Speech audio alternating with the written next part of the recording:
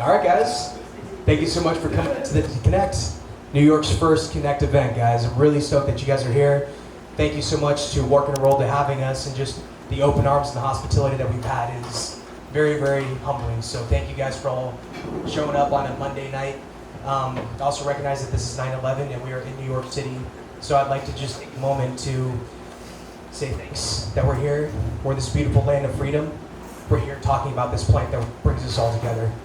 That is truly powerful. So I'd like to just take a moment. Thank you.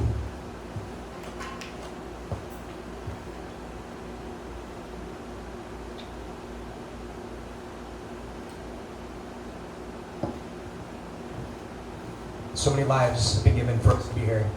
So again, really appreciate you guys taking the time. Let's get into some cultivation discussion. And I'd also like to say thank you to our sponsors with Autopod. Really appreciate you guys. If you haven't checked out the solution, really cool gravity-fed watering system. So if you're looking to grow some quality flower, check that system out. Want to say thank you to Hygrozyme. Say thank you to Green Grow. We've got the flour mill. We've got Stays Stash Bars. Most importantly, Hendon. Kurt, thank you so much for being there and really supporting the narrative of wanting to come out East Coast to do this event. So, guys, that's what we're doing here. Like, we're a group of cultivators that came out of California, and we wanted to educate. We've been troubleshooting for a long time, and that's all we're trying to do is really just educate on all the challenges that we've gone through and be able to educate on the things that we want to help address with solutions. We work with a lot of great people. And that's what this is about, is just driving solutions and networking. So, most importantly, quality. Quality cannabis. Yield is just a byproduct of quality. You can't grow quality cannabis unless you have environmental controls. That's why this entire discussion around environmentals, and why Kirk and I really had linked up a while back about understanding that most people need to understand what BPD even is. And so that's one of the biggest things, is just controlling your environment. If your plant isn't able to transpire and you can't allow it to dehumidify in the room, you can't remove that moisture, everything's a balance. If you adjust something, it's going to impact something else. So being able to actually utilize a proper BPD chart and actually implement it, now your plant's going to perform. So plant health optimization, which also ties into crop steering, right? That fancy word, crop steering, is something that you utilize to actually impact the way that the plant grows, right? We want the plant to do something, we're going to irrigate it a different way. So I wanted to give that moment for everybody to introduce themselves. And we'll start off with Captain Crouch. Kevin. What's up, guys? I operate a double-stacked LED grow in Sacramento. We have about 1,200 flowering lights plus veg lights. It's a full hydroponic system, and I incorporate biologicals in that system. I crop steer and also breed. We pretty much grow all of our own genetics, breed all of our own genetics, source almost nothing. And we're constantly pheno hunting, roughly anywhere from, depends on the month, up to 100 seeds, 200 seeds a month, new phenos. So trying to spread new genetics through California and grow good quality cannabis. Kevin, how many lights are you growing under?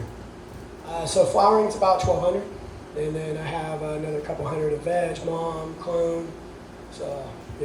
So one of the cool things about Kevin, and the things that we've been talking about for years now, is heat stratification, and how multi-tiered cultivation is bringing on a tremendous amount of elements, which is why environmental control is such a huge fact. So Kevin's an expert in tiered canopy cultivation, which is something that we all have to be mindful of. Vertical farming is the thing, and you can still produce some fire coming out of vertical farms. You just have to understand the tweaks and the challenges that come with multi-tiers. And so, Kevin, really appreciate you coming out here. Thank you. Thank you. Hey guys, my name is Joseph. Good Greens. I'm based out of Los Angeles. I've been cultivating for about a decade at this point. Starting in 2015, and then the California legal market. Currently finishing up a grow in Massachusetts. We should be operational hopefully before the end of this year. So really looking forward to that. And Joe, you and I linked up early on when you were buying clones for my nursery cultivated in Sacramento. When I saw the way that you were getting the genetics to perform at a different rate, I said, Joe, what are you doing differently? And you brought it back to crop steering. This was a foreign term to me. I didn't really understand what that meant. And ultimately, this is where Joe introduced me to the whole concept of using substrate sensors and understanding how, irrigating something generatively or vegetatively is going to impact the overall outcome of that genetic. So when we're making selections and ultimately just understanding what that cultivar is supposed to do in veg and in flower, you start to make some unique changes to make sure you can bring out the best quality possible and make the genetic representation be what it should be. And Joe was the guy that actually got me into Josh and Ramsey, and really understood those guys from the early days of crop steering that started educating the cannabis community, which we want to continue to evolve into. Right? We want to continue to share a lot of these cool tips and tricks that allow us to make quality cannabis production. Thank you for coming out, Joe.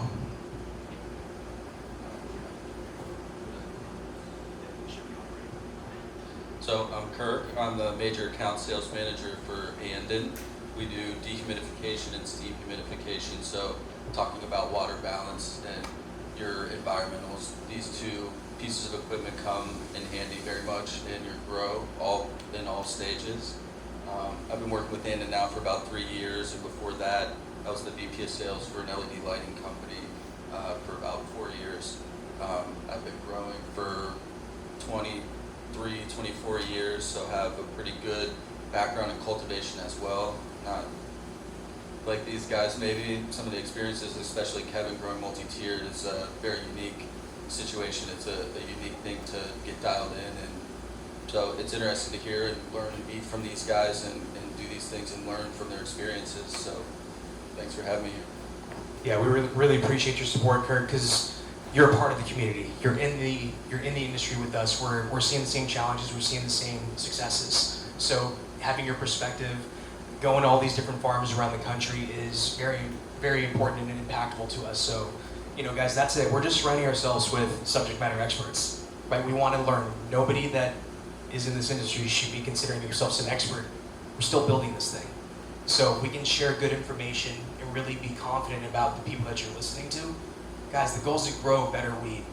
That's why we're here. So ultimately, that's the key takeaway that I want you guys to feel comfortable asking questions, right? We know we're going to get into some topics that actually is more of like an elevated 2.0 version of this same panel. We did this discussion about a year ago, and it was, to date, one of the most impactful conversations that I've ever had in my professional career. Because again, the entire time we're going through different areas of challenges and perspective to be able to just ultimately get us better weed. So what we're going to do, guys, we're going to power through a couple of these slides. We just went through our introductions, a couple of agenda topics.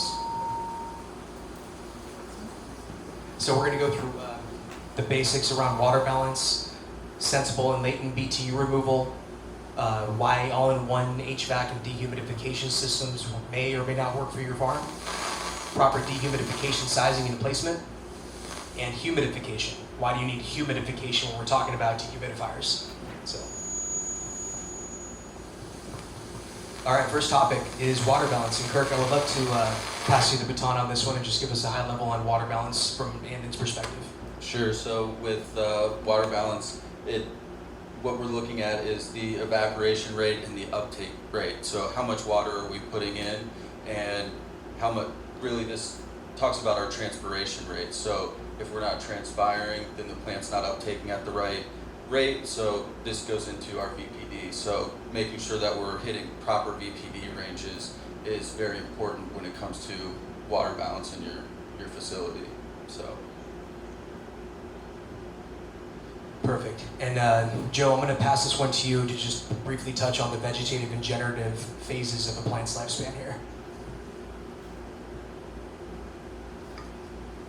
So the top one is more of a bulking phase where you can see it's kind of a large dryback. Is that? Turn it off. So there we go.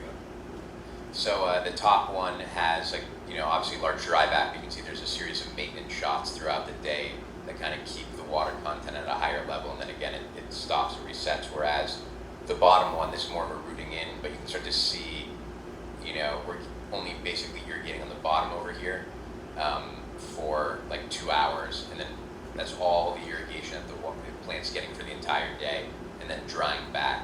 And again, up here, we're probably watering, 8 or 10 hours or something. So. And Joe, how many shots? Let me talk about these different colored lines. So the yellow line is the EC, or the electrical conductivity, and then the blue line is the moisture content. So what I want you guys to pay attention to is all these little squigglies. Each one of these peaks is an irrigation event. And Joe, how long are you saying that irrigation event's occurring for? So on the top one, I think they're probably like 2 or 3% shots. They're very small shots, but they're obviously going like, I don't remember what it was here, every 45 minutes or something. So maybe even every half hour. And the purpose of having multiple shots during the vegetative bulking phase is why?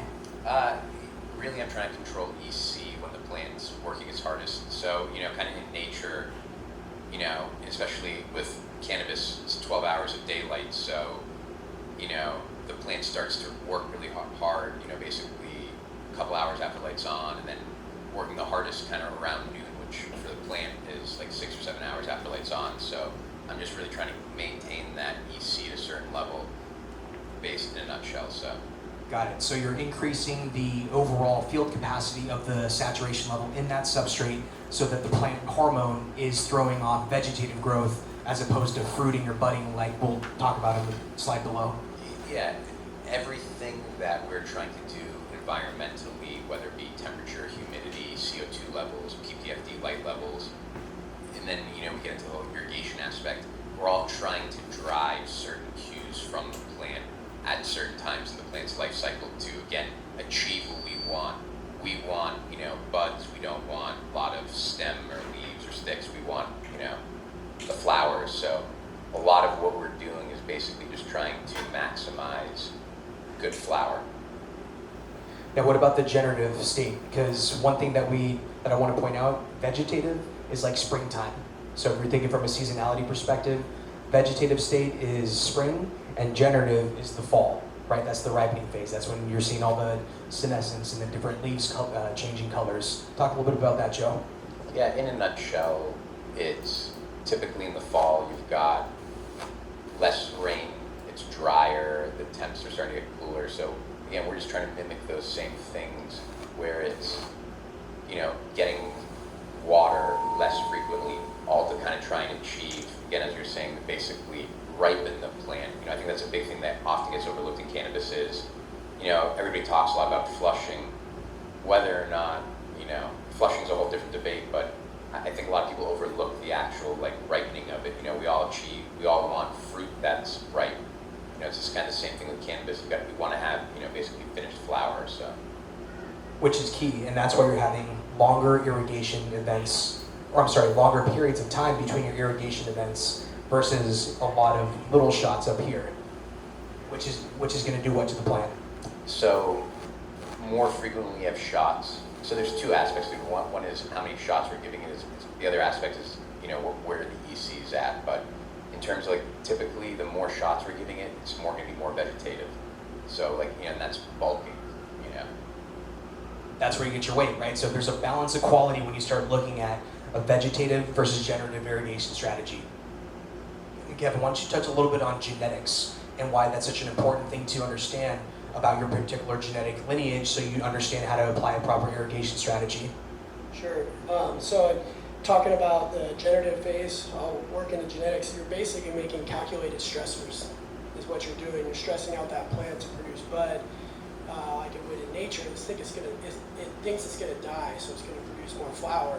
And that flower is what you want. That's what we want. So you're basically that generative phase or the bulking phase, you're calculating your stressors based on that plant phase. And when you know the genetics, the background of a plant, you can use what you know of what it likes for stressors. If you're growing a desert climate variety, it's going to want a little more arid.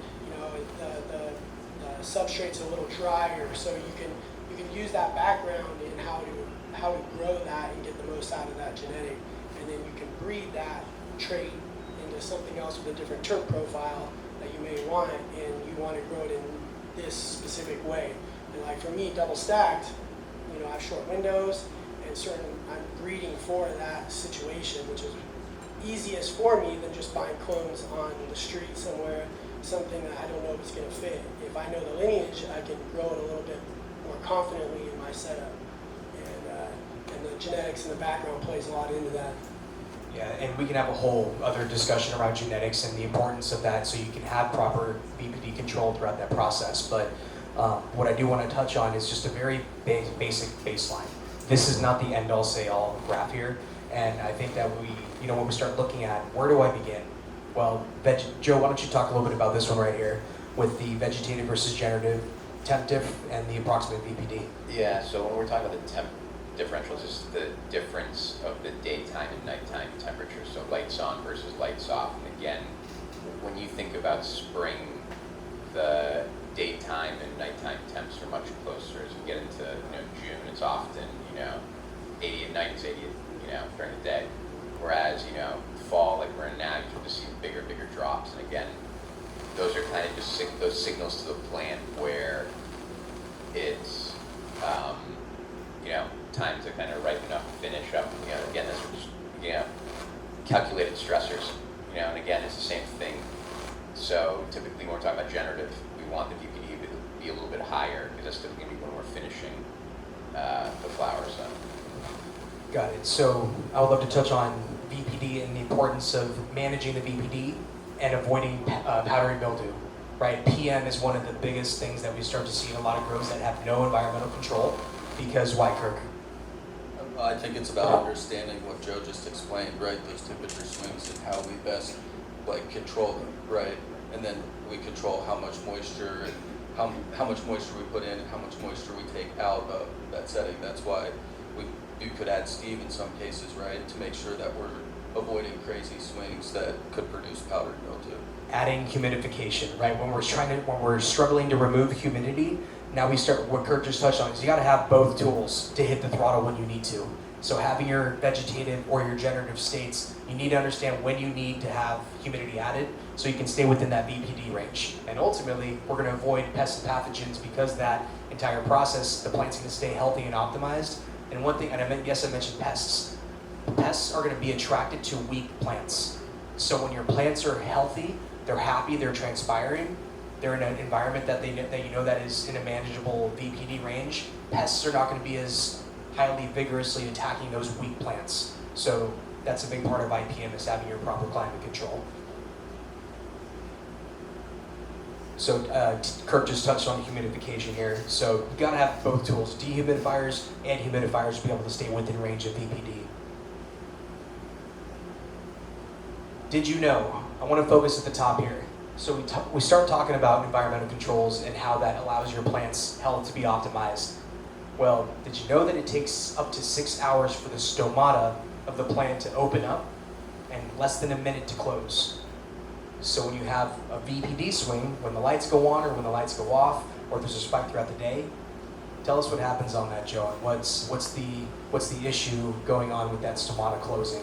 So when we talk about generative irrigation, it basically means we're watering for a very small window, and then we cut irrigation. So, we don't water. I don't water right when the lights turn on. I typically wait about 2 hours. So there's this 2 hour window after the lights go on where they haven't gotten watered for 22 hours at this point, where the substrate can become very dry, and if there's no water for the plant, for the roots, for the plant to literally be uptaking, and the humidity gets too low, basically what happens, the plant releases a hormone, stomata shut, and it's all basically a self-preservation. So it doesn't have any water available, and it doesn't want to kill itself, so it's literally shutting down, and that hormone literally takes about 6 hours to dissipate, and the stomata to finally fully open up for the transpiration to start happening again. So it becomes like we're talking about swings, and again, we need to add a lot of humidity at certain points to optimize, crop yield, crop growth.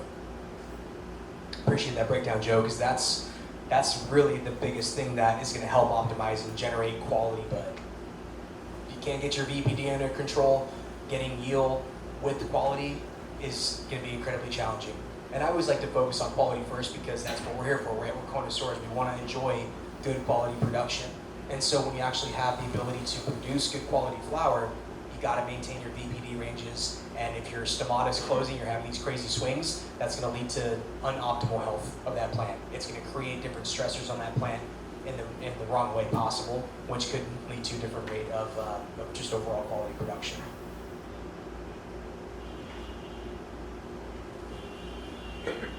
So Kirk, I'm gonna talk to you about how much dehumidification should I use in my room, and what's a common factor or ratio that I should be considering for my particular operation.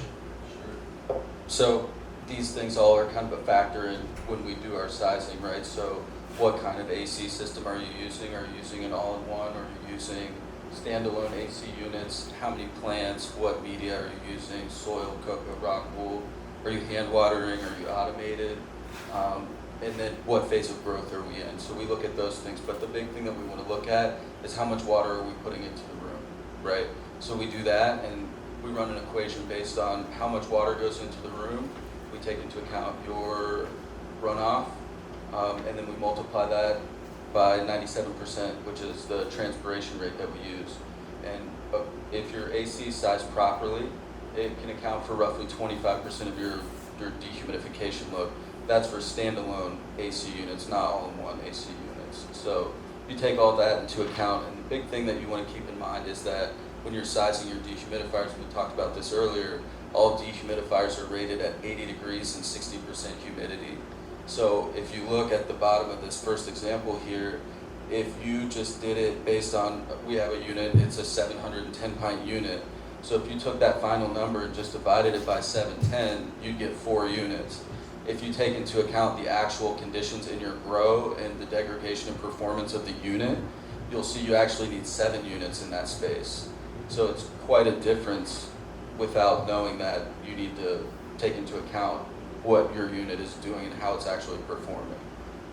There are a couple other ways that you can roughly, they're not as accurate as the water input calculation, but 6 pints per plant roughly will give you an idea. When you take that, you multiply that number by how many plants you have, and then divide it by the unit size, again, taking into account your conditions. And those 70-50, that's just a rough number. We know that at the end of a cycle, people drop their temperatures down. So that was just a rough number to show the difference, and it's almost half. So quite a big difference. And Kirk, you brought up a good point about dropping temps, right? We're dropping temps because we want to induce the anthocyanin production of that flower so it turns purple, right? Bag appeal, for some reason people want purple weed, I'm not sure why, but that's what's going to happen. And ultimately, when you start bringing down the temperature in the room, what happens to the dehumidification efficiency? When you bring that temperature down, it's just harder to pull the moisture out of the air. So cold air molecules hold less moisture. So the colder we go, the less moisture there is and the harder it is to pull it out. So that's why at 80-60, we see higher performance than at a lower temperature of 70 degrees. So. Perfect. Thank you, Kirk. All right, so one of the biggest things that I see when I visit farms is the placement of the dehumidification units. So first off, not having enough dehumidification, right? Just using that general 6 pints per plant per day. You know, people are well undersized. So one of the quick solutions that I do want to touch on, if you're undersized and you don't have any more power available to add more dehumidification, just lower your plant count.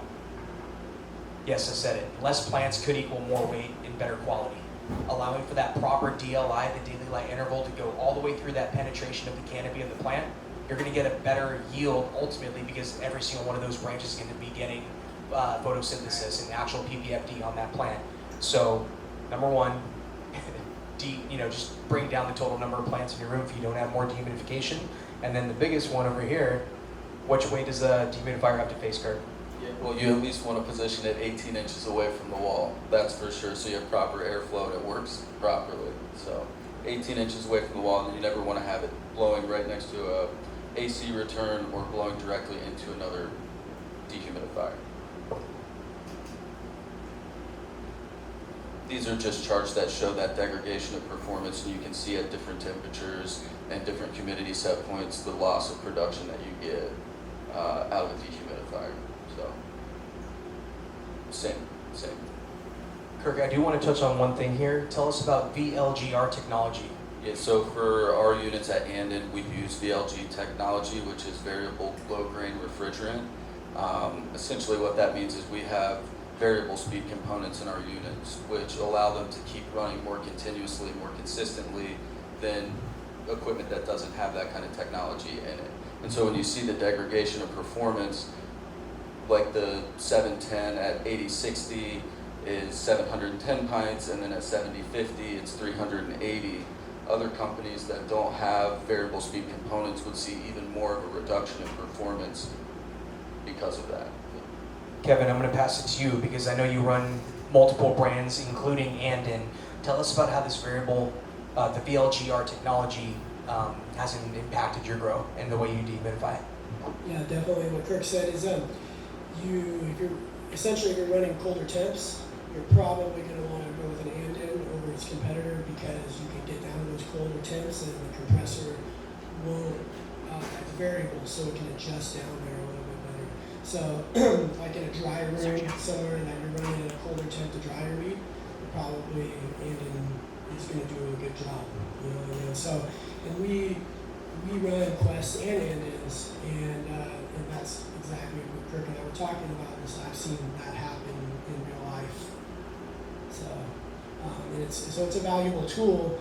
And knowing that going in, you can set up your grow where you want those Dehus to go based on that. I mean, it's a great unit regardless, but there's definitely a good spot for it in your dry room and anywhere. Or in the last week, when you're trying to get purple weed, you may go with a competitor or somebody else that doesn't have that, and you can't get down to the Dehu set or the temp set point. You're probably going to get powdery mildew.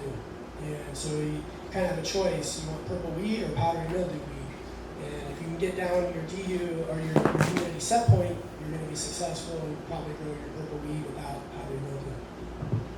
That's a great point. You want purple weed or powdery mildew? Thank you, Kevin. All right, Kirk. All-in-one units. Tell us why, pros, cons, a little bit about that. I think Kevin has probably the most and best knowledge about all-in-one systems, so I'll give just a real quick what an all-in-one system does. So it dehumidifies and does your HVAC for you. And the way it does that is you oversize the tonnage for the AC and you reintroduce warm air to keep the AC running longer, so it dehumidifies at the same time. And so it can be, when dialed in, it can be very, very good, but it can be tricky to dial in, and it can be, it's pretty expensive up front too, right, Kevin? I mean, it's a pretty robust system. So, but Kevin has all of these things. Yeah, I've had a lot of experience with the all-in-ones, and they are expensive, and the most important thing with an all-in-one is to have an appropriate program to run those variable speed compressors. They operate with hot gas reheat or a heat strip, and so basically it's got to function back and forth between heating and cooling. So when it does that, you're going to have temp and humidity spikes and dips and stuff. So you really need a great program to dial those in and tweak them and modulate them so that way they can run smoothly to your set points. So it's not an easy task, and it's getting better and better. Cannabis has come around a long way in the last 3 years when all-in-ones really became a big thing. So people are writing appropriate programs for growing cannabis, but 3-4 years ago they weren't doing that. So we had to modulate those, have the compressor set points on our own to make that work. And so with that, you want a built-in, like a redundant Dehu system in your, so like my rooms all have 4 Dehus in them.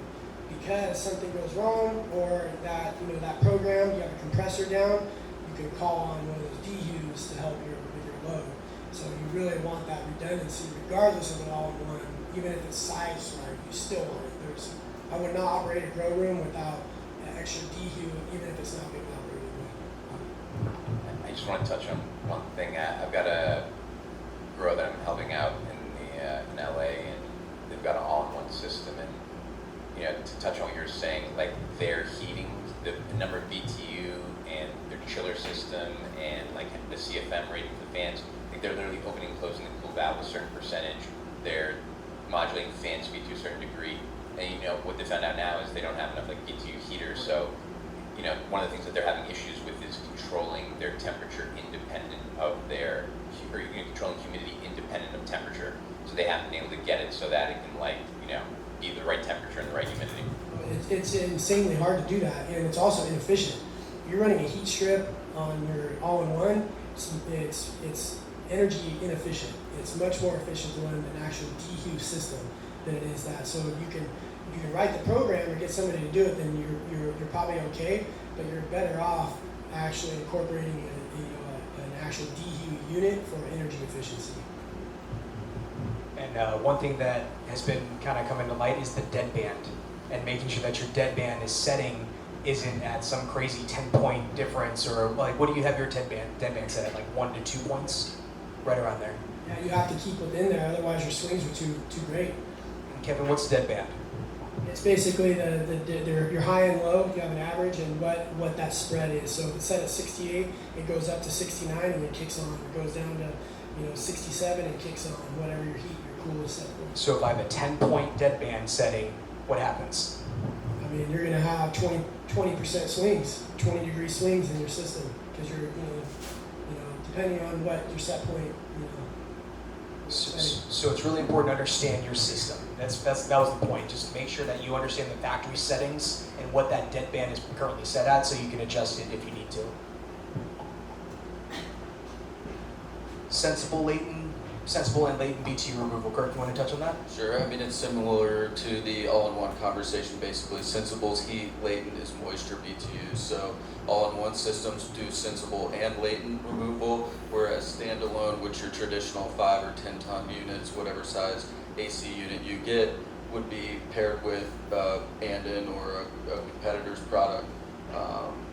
But it's essentially the sensible and latent goes right into the all-in-one conversation. So. Okay. So that was the main discussion of the panel. Now it's your turn, guys. We want to engage. We want to get some questions. We have some cool giveaways as well for good questions from Flour Mill and Stays. So I'll go ahead and open it up. Anybody have any questions?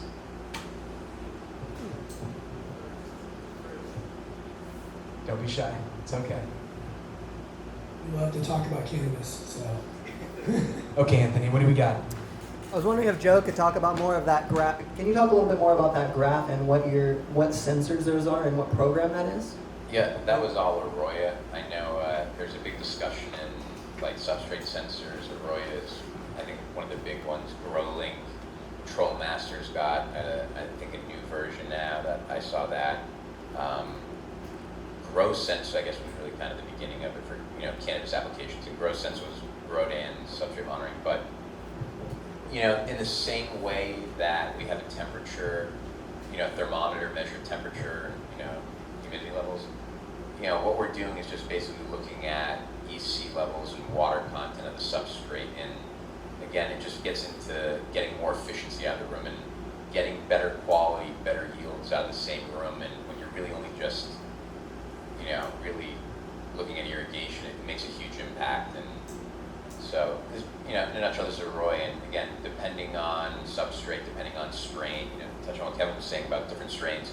Strains are so reactive and different from one another, and certain lineages tend to do certain things. GMOs tend to flower for a longer time and have higher THC, and they have, so certain strains tend to be a little bit more generative. Some strains tend to be a little bit more vegetative. So this is all great and dandy, but again, at the end of the day, it comes down to understanding the genetics and working with the environment too.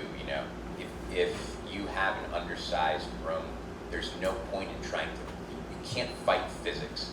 There's no point in trying to battle, not having a Dehu, so there's all these different kinds of strategies we can take to get the end result, which is, flowers. So. Thank you. What other questions do you guys have?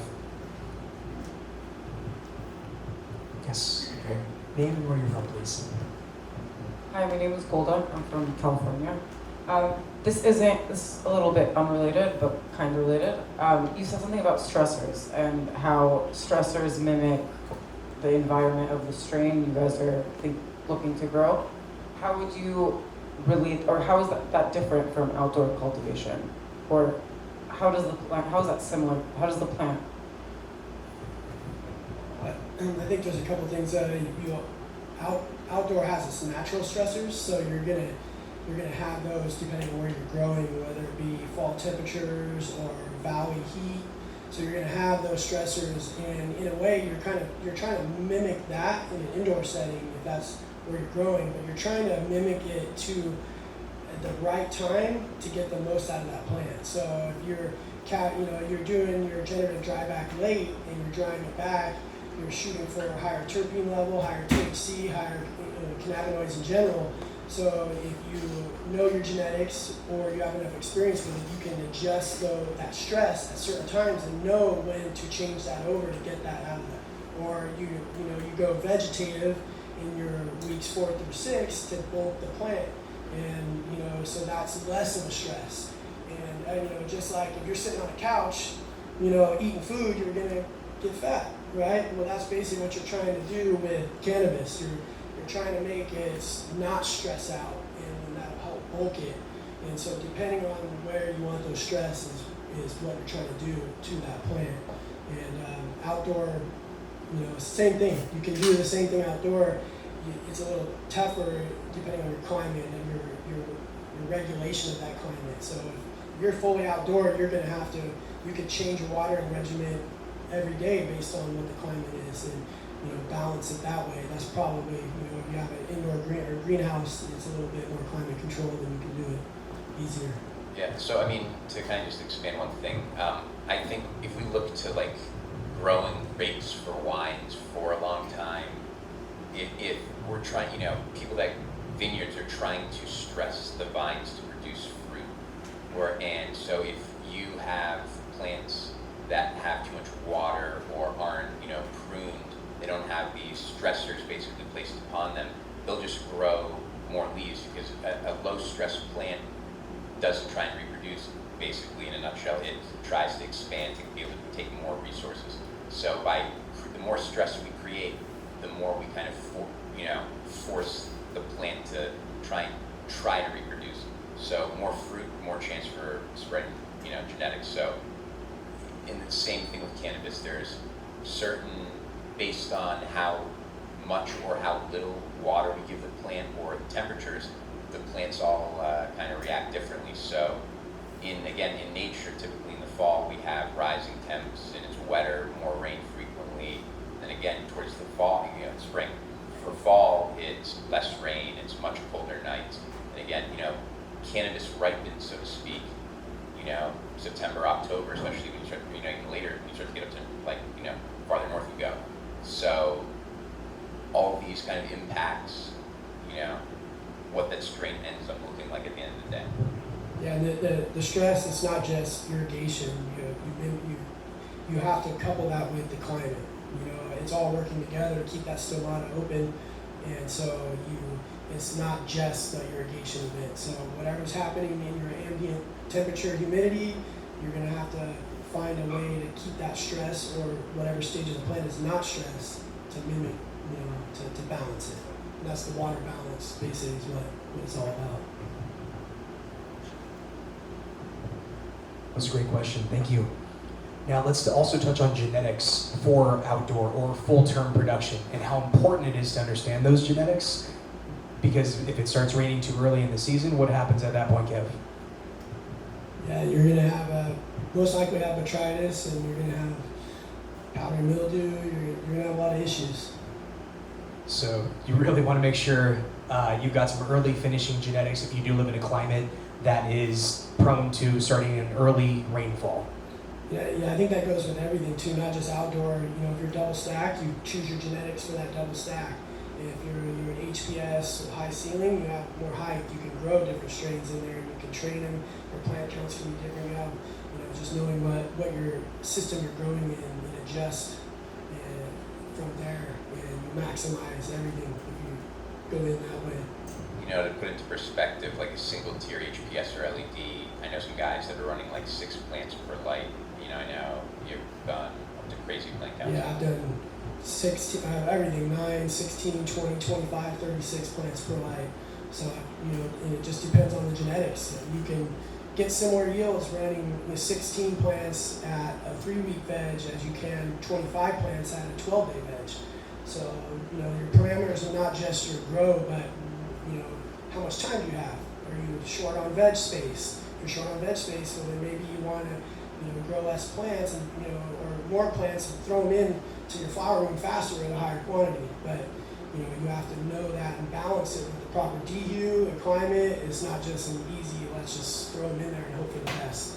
So you have to have things sized and, sized correctly and know what system you're growing in ahead of time. I want to ask all three of you guys, why do you not top your plants? Was that not what? Why do you not top your plants? For me, it's uniformity. I'm, to get consistent flower to steer the way that I want to steer, meaning all the plants are drinking about the same amount of water every day. You've got to have consistency from the beginning. So it's literally like taking clones of a certain size, cutting them to a certain size. It's when you're transplanting into veg, it's making sure that, you're getting sort of way they're vegging for a certain amount. So they're all basically all about the same size. And the more uniformity you have, the more you can steer the plant to basically, hey, bulk up or, ripen or, kind of whatever kind of effect we're looking for. Bingo, you just hit it on the head. We want uniformity because we want to be able to irrigate all those plants at the same rate. Because what happens when you top a plant, one plant may be drinking more than the other plant because it just didn't get that much auxiliary branching compared to the other one. So uniformity, and this goes back to understanding your overall room conditions and how much dehumidification or HVAC you can actually utilize in that room. Any other questions? Here's a question. Right back here.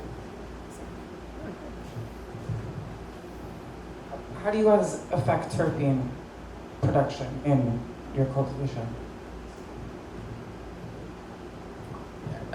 So all of the progenitor cells for terpenes, for flavonoids, trichromatic THC, are all formed within the first 21 days. So basically through the end of stretch and again, stretch is different on different strains, but we're talking of around 21 days. So, I think one really key aspect is those first 21 days are really critical to the plant's potential, if that makes sense. But then again, as we get later in, terps, especially monoterpenes, tend to be highly volatile. So you got to really watch temperature. You really have to watch humidity levels. And again, a big part of it becomes the post-process. I learned, really regulating temperature, in your drying room. It's not only that, but it's in your trim room. You tend to have a lot of employees in one room that, everybody's exhaling moisture. You start to see humidity levels climb, and, you just have all this dry weed. It's like acting like a sponge. It just pulls that moisture. So it becomes really, really important to have a really great environmental control in your all post-processing, whether it be your trim room, where you're weighing and bagging stuff, packaging. So. Which goes back to overall environmentals, right? You need to make sure that you have enough humidification or dehumidification at whatever part of the game that you're at, whether it's in veg or stretch, like Joe mentioned, or if you're in post-processing. Go ahead, Kev. Yeah, exactly. And I think the number one factor in terpenes is genetics. So, what genetics you play with is, gonna help in your terpene. You can obviously get terpenes up in any strain, but genetics play the biggest part.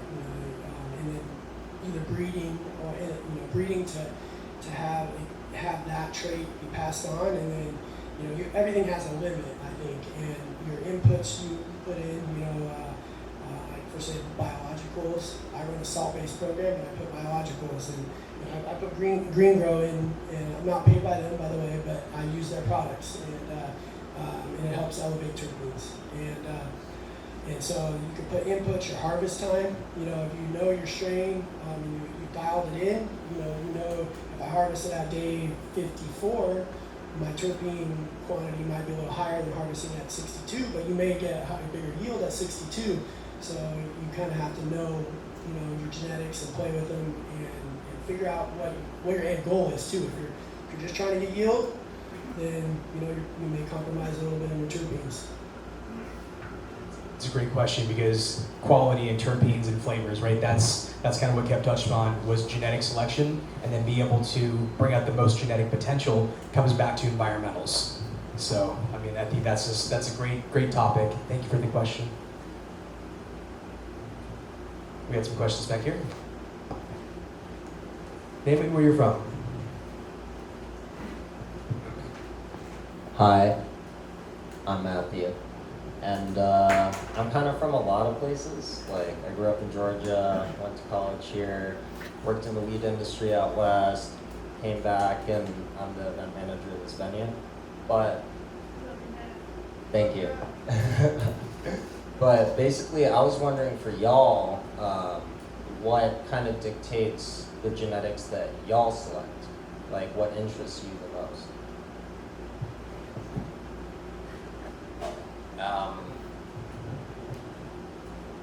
Personally, look, that's a really loaded question because, We just talked about yeah, this. we talk about this all the time. What your like, buyers want. Yeah, So- like most, vast majority of production is literally what's going to drive the most amount of revenue and allow me to kind of do the cool things I like to do. In terms of breeding, working with other genetics and stuff, we're all kind of chasing certain strains or what we personally like, but like the whole hard part of this is being able to maintain it as actually a viable business. We've all seen declining prices. We've all seen changes in this business. There's so much going on, and we have to be able to evolve and adapt. And I love some of these old school strains, sour and OGs, and some of these other strains that aren't what a lot of buyers are chasing today. And then you've got candy, this whole candy wave right now in California, and Z waves. So it's all awesome smoke, but it's so hard, especially to pick the strains to be successful because you're making a decision that are months and months out, from where you hope you're going to be. So. Yeah, absolutely. And I think we all have some sort of palate that we prefer, but it's not what the consumer necessarily prefers or what Joe said, that gets the packs moving. And so I've been growing for about 20 years, so I'm kind of an old head. I like a lot of the old floral, original blueberry, and so if I'm looking at breeding, sometimes it's not what the consumer would want because I'm preferring some mixing old stuff with new stuff and trying to kind of tweak those old flavors and bring them back because that's where my memory goes. Is those will reminisce with the old stuff. So. Great question. Hi everybody, my name's Adam. I'm from New York. I work right downstairs. We love working together. This was an awesome talk. This was sick. I learned so much. I'm so glad I stayed. Hell yeah. But question, and I hope I think I had two questions really. Like one of them was like, what's pest management like? Especially when you're selecting and you're trying to figure stuff out. Like I know that if you have a perfect environment and everything, and you have like a good humidity, humidity is what attracts the bugs. That's what a lot of them do. And then some like it too dry, and it's a whole thing. But I used to manage a plant shop, and that was like a regular plant shop. But that was the worst thing ever, dealing with the pests. But then the follow-up question was, I really like hash, and what do you do when you select for for hash plants, but then when you're growing it, you can GMO, you can smoke it and you can wash it, but is it really depending on how you finish the plant, like we were talking about before, letting those terps stretch longer or something like that? Yeah, sorry, 2 questions. I like hash too. Yeah. No, so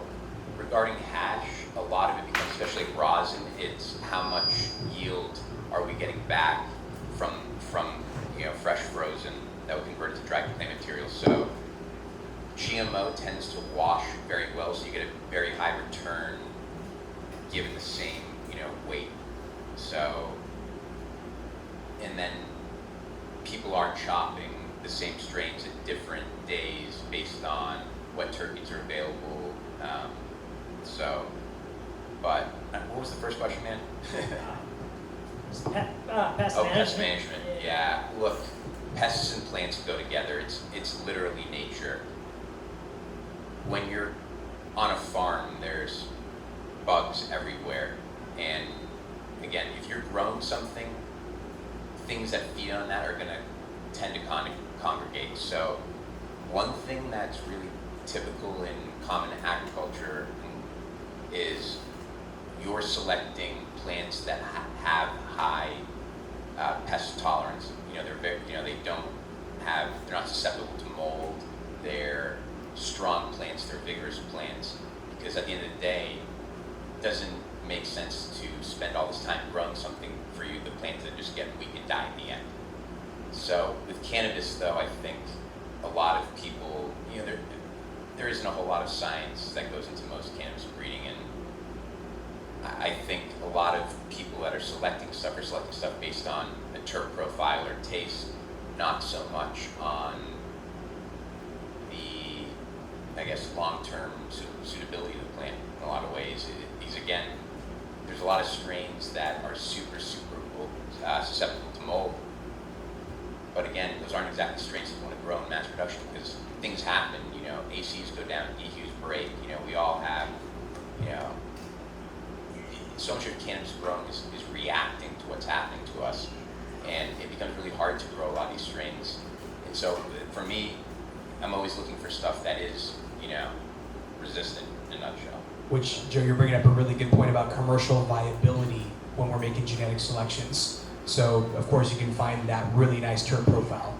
But if it hasn't been battle tested to go through stressors, right, like Joe's touching on, it's just, you're going to put all this time and effort into something that is going to have a stress event happen, and it's going to crap out on you, right? You're going to have a lot of pest infestation. You might even be more susceptible to pathogens that are going to be susceptible to that particular cultivar. So it's very important to make a good commercial quality selection while still maintaining quality being the focus of that particular cultivar. So it's a great question. Thank you. To double down on his question, do you crop steer differently for a plant that you're going to make into hash versus for flower production?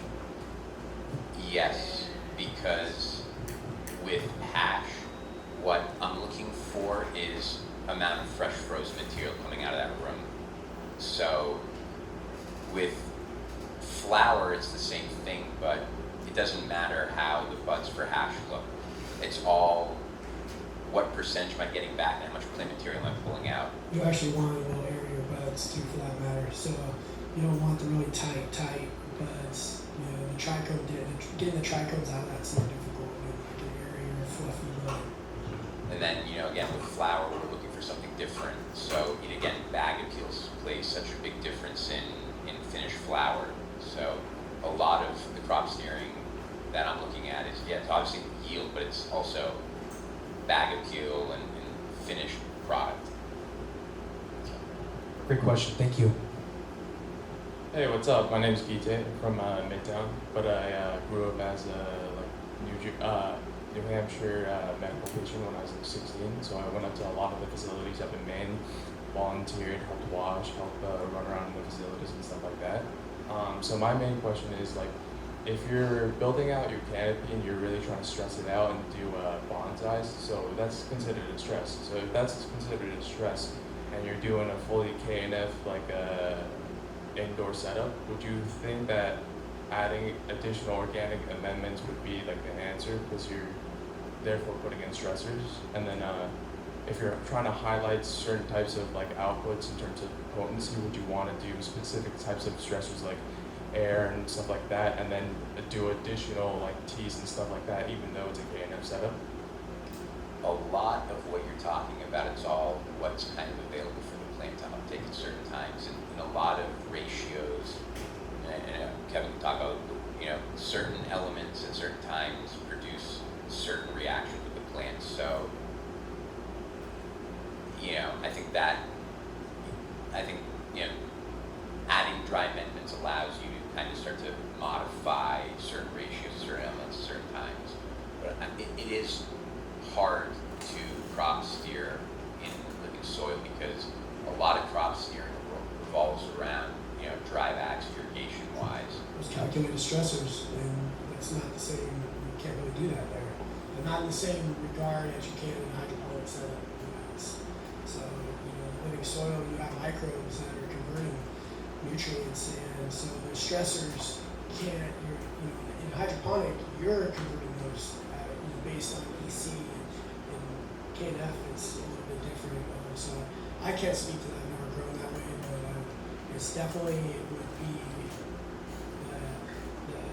the science behind it would probably not be as set per strain as we can do in indoor cultivation. You know, where we know this there you have living variables in that soil that are affecting it. So that's going to be a lot more difficult to calculate those stressors to get, you know, the higher THC, higher terpene. It's absolutely not impossible. It's just not scientific in the sense of like you can replicate it every time over and over and over again. Not to say you can't do that. I mean you can, but it's just not as easy. Yeah, you know, irrigation is a huge part of crop steering, but environment is too. So I think you can really push the environment to start to see what happens with finished flower in terms of running it cooler, running it warmer, more humid, less humid. So play around with it. And then probably at that time, you know, would probably, you know, that'd be the best way to do it. You know, couple climate, wind, top dress, and things of that sort. But you're still gonna have those microbes down below that are affecting what you're uptaking, you know, and what that population is. You know, you have a wide array of different organisms down there that are affecting different things at different times. A lot of soil sampling, a lot of, you know, plant tissue analysis. Absolutely, those would probably be the best way. You know, you weekly, and you could probably dial it in, you know, per strain. You know. All right, so you're saying like it's kind of more of a reactionary thing instead of a preemptive thing. So kind of like see how it goes. If it needs more sugars, definitely add it in there and do more short-term kind of boost like that. The issue is I don't know. So much of grown wheat to me is it's making educated guesses. Like I think this is what's gonna. If I do this, this is probably what's gonna happen, and I don't know enough about, you know, living soil KNF to say doing this, you know. But again, typically with cannabis, we see cooler temps start to, you know, reduce, you know, slows bud formation, you know. So again, by playing around, you know, I think you got to play around with the environment to kind of guess what's, you know, make educated guesses about what is going to happen. Yeah, and the leaf tissue sampling is key. I don't think that, you know, you can guess, but the plant leaf is going to tell you what's exactly in there. So if you were to sample weekly, twice a week, you can actually put some numbers to what you're trying to do, and you're going to have to tweak it to figure it out. But you know, if you start there, then your result will be much easier to achieve if you're sampling continuously. And, you know, you adjust this, like, you know, obviously take a ton of notes, and okay, I did that in week 3. All right, my nitrogen, phosphorus levels are this. Okay, you know, you kind of go through that process. That way you can attribute numbers to whatever you're doing, and you know if those stressors are working. And then at the end product, you have high THC. You have, oh man, I got 4% more. My terpenes were, you know, 1.8, and now they're 2.9. And I made this shift in week 6. You know, you're going to know that calculated stressor in week 8 or whatever you're doing, you're going to, you know, you can put those numbers to it and replicate it. Cool. So like by lowering the temperature, I can kind of like lower my risk in terms of like the gappage of time and the amount of time I have to fix that change. More what I guess I'm getting at is if you keep all your variables the same and you just send your temperature to one extreme, which is too hot, quality flower is going to decline. If you make the temperature too cold, quality flower is going to decline.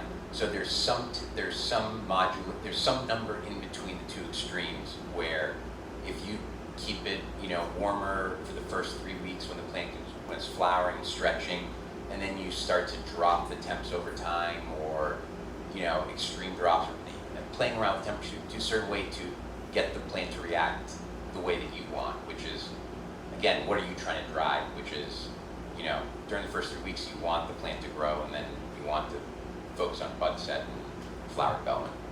Yeah, I think that the climate is, you change that based on what you're trying to do. So same as what Joe said. So you probably don't necessarily need to do anything special there. As far as crop steering goes, you could still do that stuff. It's just that what's happening underneath the soil is more of a question mark. And that's where you would, you can adjust the temp, just how you would crop steering and sample every week. You figure out, okay, if I drop it here in week 8, my terpene percentage went up, but what's going on down below is, you got the soil test, something like that to really know, to mirror those two numbers together, and then you can really put valid data. But I would still run temperature as you would, in a non-CANF system and see what happens. Definitely, thank you so much. Great question, thank you. Another question back here? Yeah, this one's for Mr. Andy. I have an inexpensive humidifier, and I've hooked it up to an RO, but it's still producing this white film. What is this white film that's coming out of my humidifier, and how do I solve that issue?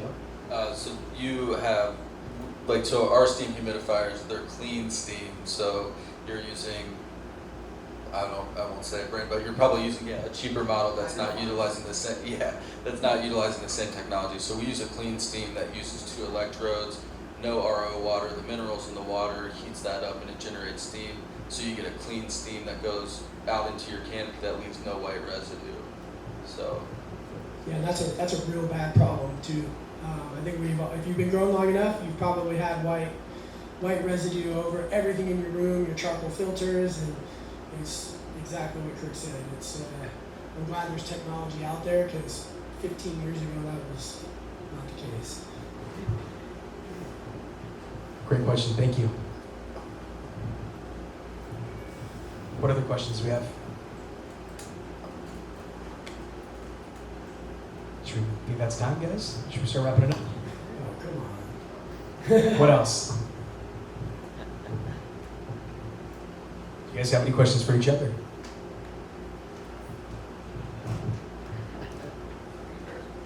I think we all have some crazy stories.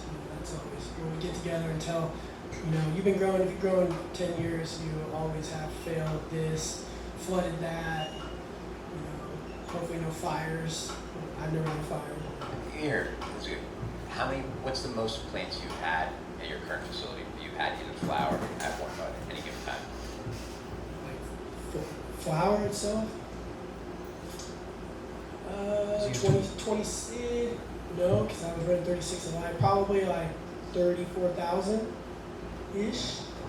Yeah, so I think that's one thing that a lot of people overlook is a lot of what we're doing is growing weed, but at a certain point it becomes almost so much about production. And you've got 2 trippers per plant, you've got 60,000 trippers, the amount of tripper maintenance, how do you prevent clogged trippers, you start to have clogged trippers in rooms, you have plants dying, you're losing yield.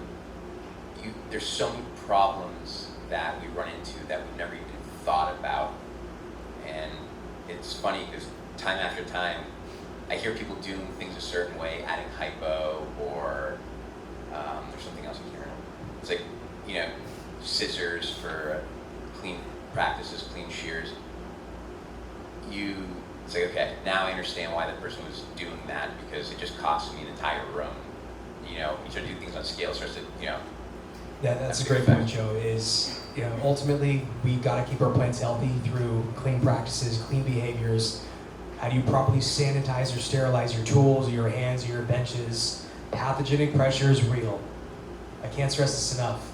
And one of the tools we've been using, hypochlorous acid, right, has been a tremendous tool. But I also actually would love to talk a little bit about the whole Synganic approach and how Synganic has started to catch trend. Yeah, and back up for a second. We're talking about problem solving, and I have a phrase in the facility is I'm a glorified problem solver. When you get to the scale of commercial scale, that's all you're doing is you're just putting out fires. You know, you've been growing weed for a while. You kind of have an understanding of how it should operate, but it's really how you handle those problems when they arise, whether it's dehu out or clogged emitters. Okay, now how do I get past that? I don't want to stop running what I was running, or I had clogged emitters, and what happened? I ran the same exact thing I did last round, and then come to find out some input up the chain on a nutrient they were using changed. I didn't change anything, but then how do you deal with it and overcome that because you have it in 9 rooms? Which is important to have tools, right? You need to have laboratories that can run these tests for you. So you're not just guessing, right? The days of bro science of saying, oh, I think this is, just add a little more CalMag. Those days are gone, guys. We have tools. We have laboratories. Shout out to Arvin Plant Labs that just educated us on leaf tissue analysis. And basically, they'll mail you your kit anywhere in the United States. You ship them back 5 leaves that are cleaned off, and they'll get you results in 24 to 48 hours on an entire leaf tissue analysis. So again, no guessing. And then, pathogen screening too. I just want to touch on what Kevin was saying too. What he was referring to was we were using an acid to adjust pH levels, and the company changed the source of their supplier and didn't notify anybody. So what started happening was if you're using this, certain products started reacting with a lot of fertilizers and started clogging up drippers. It became a huge issue amongst growers that were in large facilities because, again, all of a sudden there was an issue happening to all of us. It's literally trying to figure out what we were using in common that was causing it, literally tracking down the cause of this problem. That's exactly right. We're trying to figure out what the problem is. So lean into the tools, ask questions. I mean, that's how we've all evolved together. And that slogan on the wall back here, this isn't just a shtick. Let's grow together as a culture, and that's really what we're trying to bring to the New York community and the East Coast overall. Anyone that wants to participate, this is an open platform, guys. Like, we love sharing our experiences. We love sharing the experts and people that drive solutions to us in the industry. So Kirk, again, thank you so much for sponsoring this event here at the Work and Roll, which is a dope-ass event, guys. If you haven't been here, you got to come check out the Work and Roll. This place is legit. Definitely going to be coming back here. So any final thoughts, Kirk? Thank everybody for coming out. Thanks to Joe and Kevin, Sergio. That's it. Right on, guys. Thank you so much. See you next time. Thank you. So guys, feel free to hang out. We got pizza. Shout out to 7th Street Cheeseburgers for coming by with the heat. Those burgers are delicious. So be sure to grab some food. We got some pizza in the back room. Keg's still full. Thank you guys for coming out.